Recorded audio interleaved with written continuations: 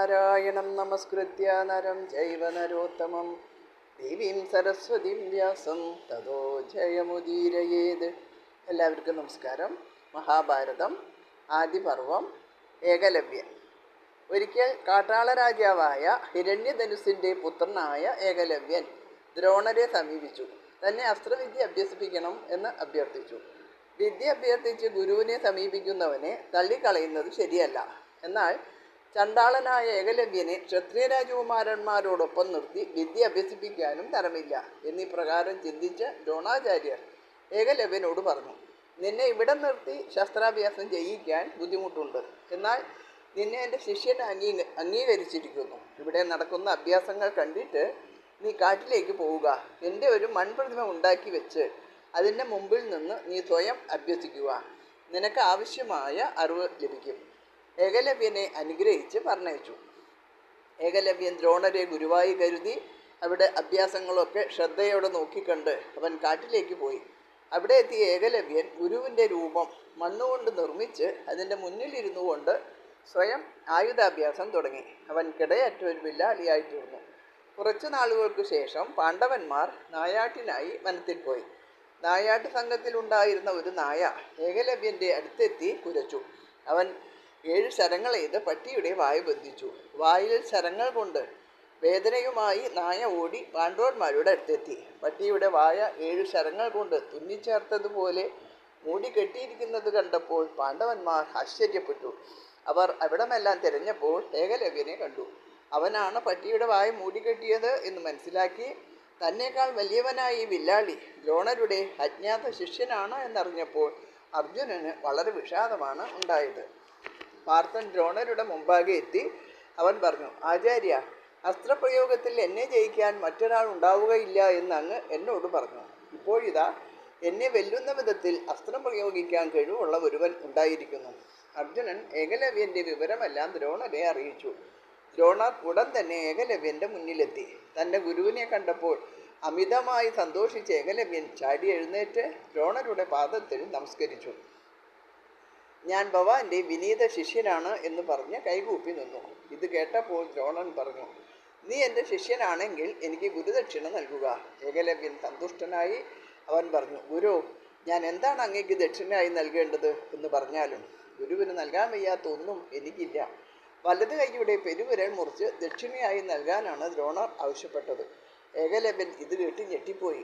എങ്കിലും ഒരു കൂസലും കൂടാതെ സന്തോഷത്തോടെ പെരുവിരൽ അറുത്ത് ഗുരുവിൻ്റെ മുമ്പാകെ ദക്ഷിണയായി സമർപ്പിച്ചു.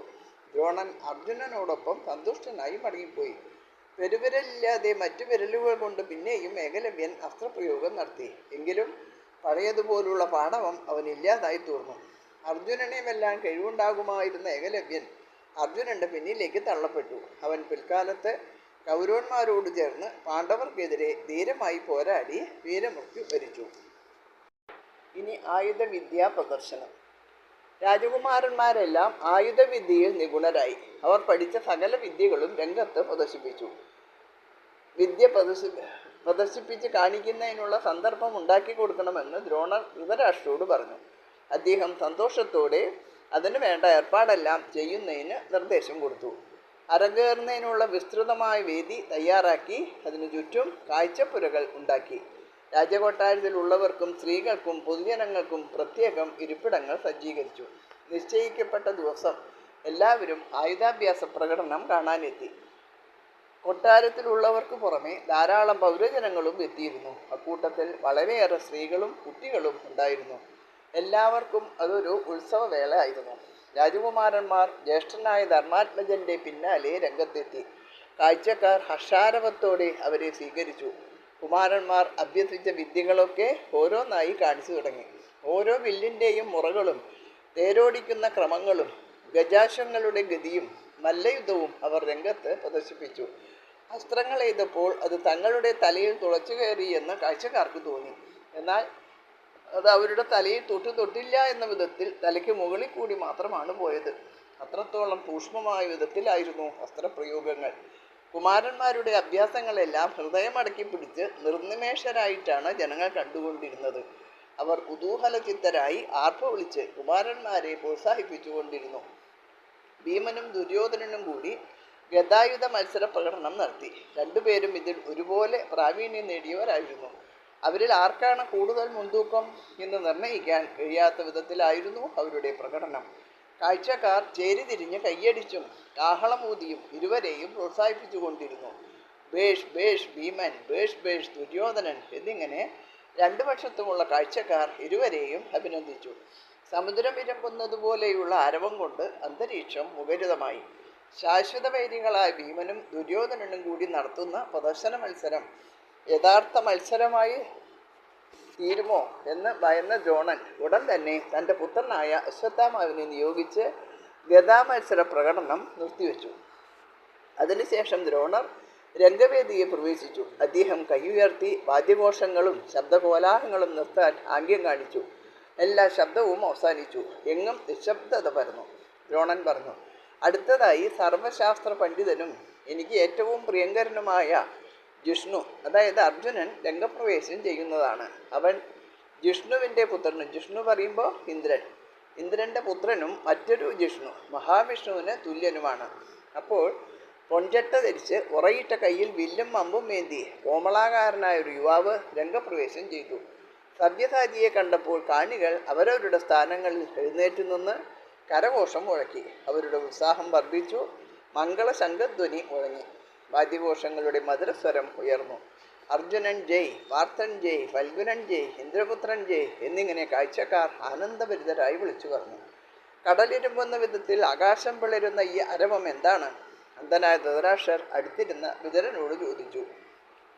മഹാരാജാവേ, അത് അർജുനൻ രംഗപ്രവേശം ചെയ്തപ്പോഴുള്ള ജനങ്ങളുടെ ആഹ്ലാദ പ്രകടനമാണ്, വിതുരർ അറിയിച്ചു. പൗരജനങ്ങളുടെ ആഹ്ലാദ പ്രകടനങ്ങൾ കണ്ട് സന്തുഷ്ടനായ അർജുനൻ ഉത്സാഹഭരിതനായി എല്ലാവരെയും അഭിവാദ്യം ചെയ്തു. പാർത്ഥൻ തൻ്റെ അഭ്യാസ പ്രകടനം ആരംഭിച്ചു.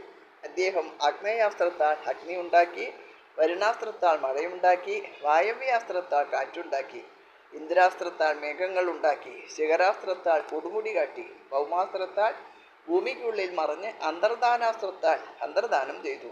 ഒരു നിമിഷം കൊണ്ട് ദീർഘകായനായി, അടുത്ത നിമിഷത്തിൽ തന്നെ കുറിയവനായി. തേർത്തടത്തിലും തേർനുഖത്തിലും ഒരേ സമയം കാണപ്പെട്ടു. കയറിൽ കെട്ടിത്തൂങ്ങി ആടുന്ന കാളക്കൊമ്പിൽ പാർത്ഥൻ 21 അസ്ത്രങ്ങൾ മുറയ്ക്ക് എയ്ത് തറച്ചു. ശരങ്ങൾ കൊണ്ട് കാട്ടിയതുപോലുള്ള അത്ഭുത പ്രകടനങ്ങൾ വാളുകൊണ്ടും ഗത കൊണ്ടും ഫൽഗുനൻ പ്രകടിപ്പിച്ചു. കാണികൾ ഇതെല്ലാം കണ്ട് ആശ്ചര്യപരതന്ത്രരായിരുന്നു. സബ്യസാചിയുടെ അഭ്യാസ പ്രകടനം മാസ്വരവിദ്യ കൊണ്ടെന്ന വണ്ണം കാണികളെ വശീകരിച്ചു. അവരെല്ലാം മതിമറന്ന് വീണ്ടും വീണ്ടും ഉച്ചൈസ്തരം വിളിച്ചു പറഞ്ഞു. ജയ് ജയ് അർജുനൻ, ജയ് ജയ് വിജയൻ, ജയ് ജയ് ഫൽഗുനൻ. അർജുനൻ പ്രകടനം അവസാനിപ്പിച്ചു. കാണികളെ കൈകൂപ്പി വന്ദിച്ചു. കാഴ്ചക്കാർ അപ്പോഴും ആഹ്ലാദ പ്രകടനങ്ങൾ തുടർന്നുകൊണ്ടിരുന്നു. ഈ സമയത്ത് രംഗവേദിയുടെ പ്രവേശനദ്വാരത്ത് ഒരാളെത്തി.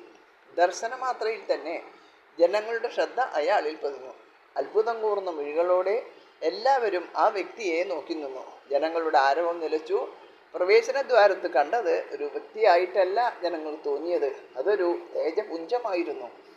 ഏറ്റവും തേജസ്വിയായൊരു യുവാവ് ചുറുചുറുക്കോടെ നടന്നു വന്ന് പ്രദർശനവേദിയുടെ മധ്യത്തിൽ നിന്നു. ഉജ്ജ്വലമായ കവചം ധരിച്ച് സൂര്യപ്രഭയെ വെല്ലുന്ന കർണകുണ്ടലങ്ങളും വില്ലും വാളും കരങ്ങളിലേന്തി ഉന്നത ശീർഷനായി തനിക്ക് താൻ പോരും എന്ന ഭാവത്തോടെ നിർഭയനായി വന്നു നിന്ന യുവകേസരിയെ കണ്ടപ്പോൾ എല്ലാവരും ഒരേ ശബ്ദത്തിൽ പറഞ്ഞു, കർണൻ, കർണൻ, കർണൻ. കർണൻ സദസ്സിലൊട്ടാകെ കണ്ണോടിച്ചു. കൃപൻ്റെയും ദ്രോണൻ്റെയും മുമ്പിലെത്തി തല മാത്രം കുനിച്ച് നാമമാത്രമായി വണങ്ങി. മാറി നിന്ന് അർജുനൻ്റെ നേരെ നോക്കി പറഞ്ഞു, ഹേ പാർത്ഥ, നീ വെറുതെ ഞെളിയണ്ട.